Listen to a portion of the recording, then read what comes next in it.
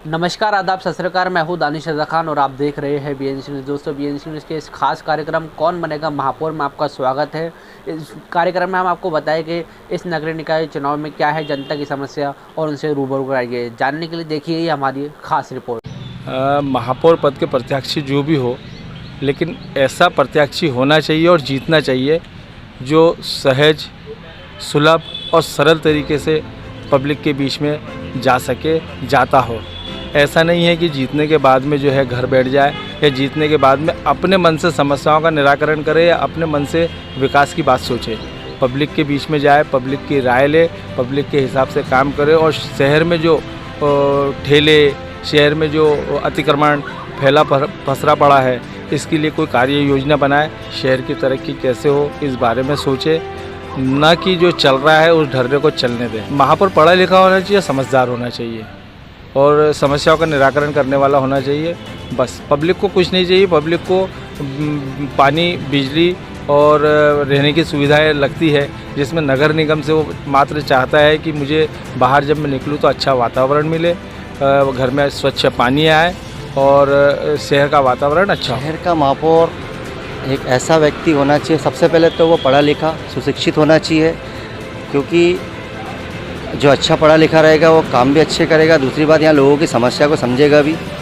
आज वाकई में यहाँ सबसे बड़ी जटिल समस्या पानी की है। कुछ वार्ड ऐसे है कि आज जो त्रस्त है और ये जलवर्धन वाली योजना और ये योजना और इसकी ओपनिंग करे जा रहे, जो कि सक्सेस ही नहीं है। यदि होती तो कब से कर डालते।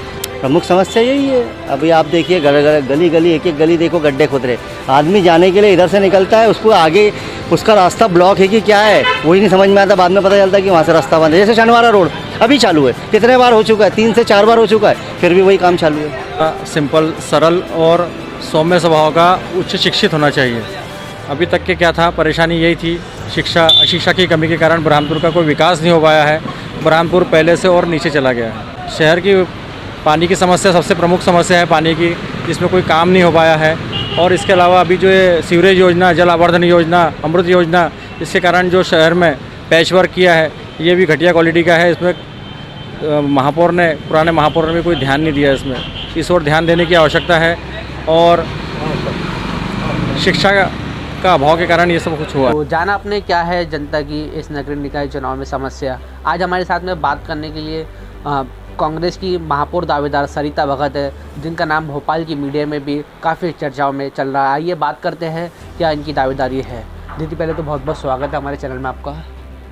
दीदी, ये बताएं कि आपकी शिक्षा कहाँ तक हासिल हुई, राजनीति में कैसे आए, कैसे आपका जो राजनीतिक करियर है शुरू हुआ। मेरी शिक्षा 12वीं तक हुई है। मैं राजनीति में मेरे पति के द्वारा आई, क्योंकि सबसे पहले यहाँ पे राजपुरा में वार्ड में महिला सीट हुई थी। तो मुझे उस समय ये लगा कि मेरे पति ने कहा तुझे ही खड़े रहना पड़ेगा, महिला सीट हुई है, इसके लिए तुझे पूरी सर्टिफिकेट सभी बुलाना की आवश्यकता है। तो बोले पार्षद के लिए खड़े होने के लिए सबसे पहले मेरे पति और मेरे परिवार, मेरे सभी समाज बंधुओं ने मुझे बहुत प्रेरणा दी। इसके लिए मैं आज खड़ी हुई और 2015 में मैं पार्षद जीत चुकी थी। दीदी, ये बताएं कि अब तक आप कांग्रेस पार्टी में किन किन पदों पे जो उपस्थित रहे।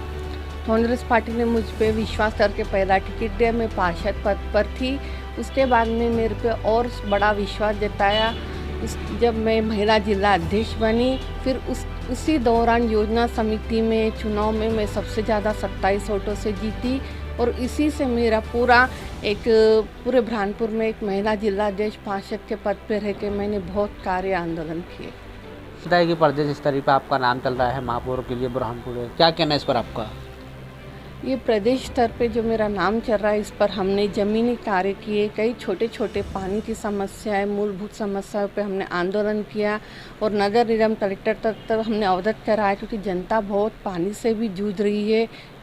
कहीं वर्षा नहीं हुई वहाँ भी बहुत पानी, जैसे अपने ताप्ती किनारे रहने के बावजूद भी आज पानी की समस्या बुरहानपुर में बनी रही है।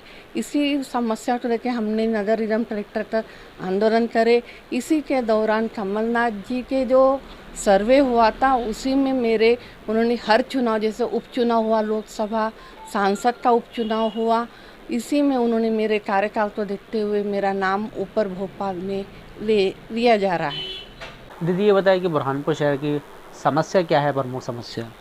बुरहानपुर में समस्या तो बहुत सी है, जैसे कि पानी की समस्या है पूरे, यानी शनिवारा अपने राजपुरा पांडवचा सबसे ज़्यादा समस्या है कि सड़कें इतने खोद के रखे जलावर्धन के तहत, उसके कारण कई समस्याओं तो जनता को जूझना पड़ रहा है।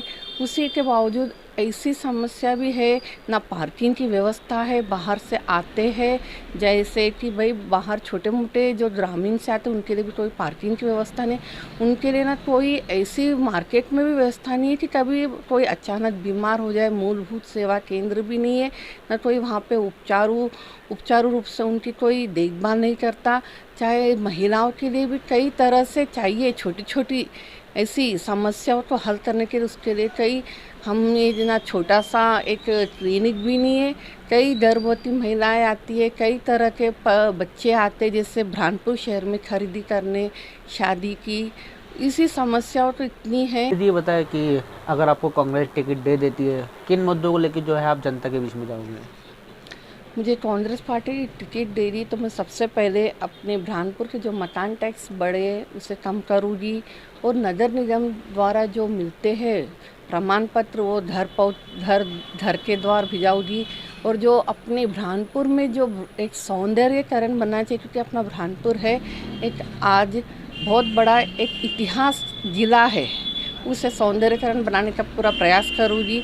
और अपने बुरहानपुर में जो पानी की समस्या है कि शुद्ध पानी घर नहीं पहुँच पाता, उसे सभी घर पहुँचाने का मैं पूरी तरह से प्रयास करूँगी। बीते 5 साल के नगरीय निकाय में जो बीजेपी का कब्जा रहा है, क्या कार्यकाल है, कैसा देखते हैं अभी? बीजेपी का 5 साल से ये इतना भ्रष्टाचार का कार्यकाल रहा है, महिलाओं के प्रति भी उन्होंने बहुत ही भ्रष्टाचार किया है, और जो स्विमिंग पूल बनाया था आज करोड़ों की लागत से, उसकी कोई देखभाल नहीं की थी, उसमें ठेकेदार ने भी इतनी घटिया तरीके से मरम्मत की, न उसको ना कोई किसी तरह का ना आज तक उसी का जनता को कोई लाभ नहीं मिल सका। और बीजेपी ने बड़े बड़े झूठे वादे किए थे, पर कोई उनका काम करे वह आज तक दिखाई नहीं देता है। दीदी ये बताया कि बुरहानपुर का विकास को लेकर आपका क्या विजन है?